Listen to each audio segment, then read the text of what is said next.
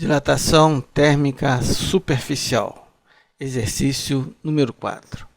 Agora nós temos uma chapa. Ela tem 6 lados. É um hexágono, mostrado aqui na figura. Nós já temos a área da chapa. A forma da chapa pouco importa. Se foi dado a área, não precisa calcular.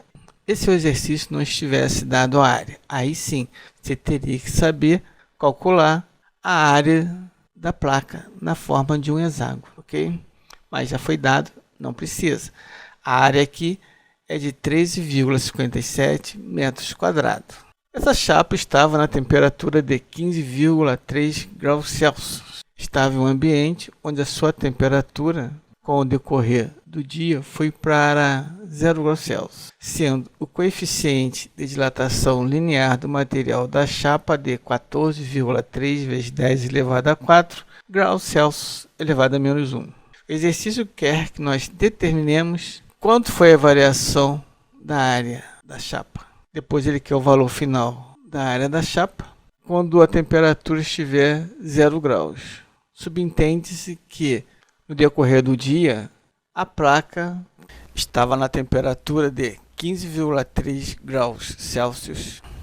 Foi para 0 graus Celsius. Temos a solução, onde nós temos a área inicial, 3,57 metros quadrados. A temperatura inicial era de 15,3 graus Celsius. Foi para a temperatura de 0 graus. Foi dado o coeficiente de dilatação linear, 14,3 vezes 10 elevado a menos 4 graus Celsius elevado a menos 1. Foi dado o coeficiente de dilatação térmica linear. Tem que lembrar que, como nós estamos trabalhando com superfície, nós precisamos do coeficiente de dilatação térmica superficial. Lembrando que o beta igual a 2 vezes o alfa, ou seja, o coeficiente de dilatação superficial é igual a 2 vezes o coeficiente de dilatação térmica linear. Portanto, beta igual a 2 vezes o alfa. Temos o beta aqui, fazendo as contas, igual a 28,6 vezes 10 elevado a menos 4 graus Celsius elevado a menos 1. Para calcular a variação da área, nós temos que calcular a variação da temperatura.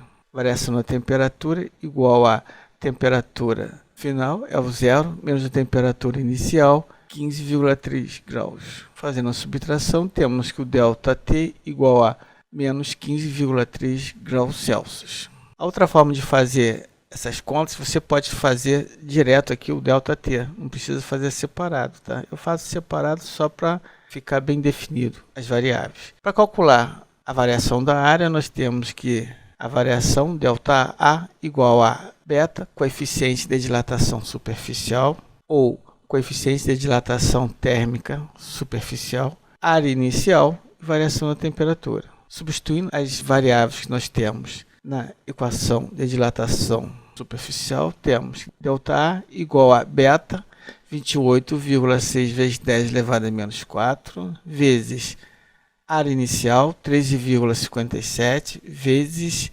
variação da temperatura. Para que a variação da temperatura, o sinal negativo não fique aqui entre parênteses, já vou fazer a multiplicação de sinais. Mais com menos, menos.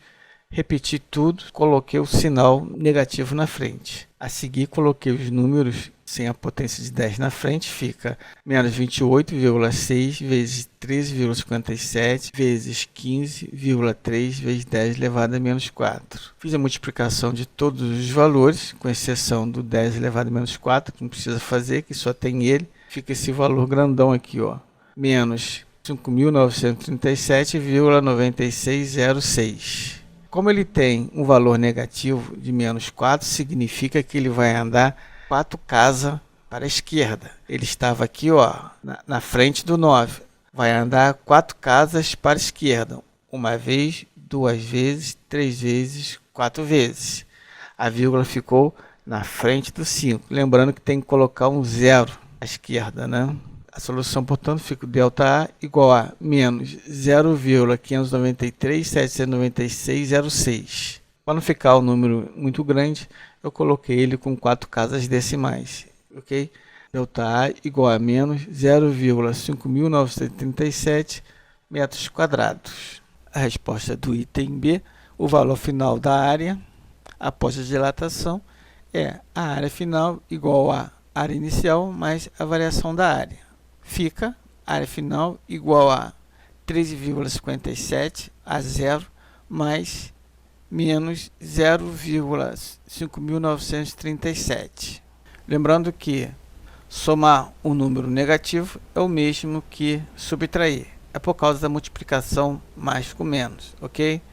Fica, portanto, área final igual a 13,57 menos 0,5.937. Fazendo a subtração, temos a resposta final igual a área ou superfície final igual a 12,9.763 metros quadrados. Ok? Até a próxima.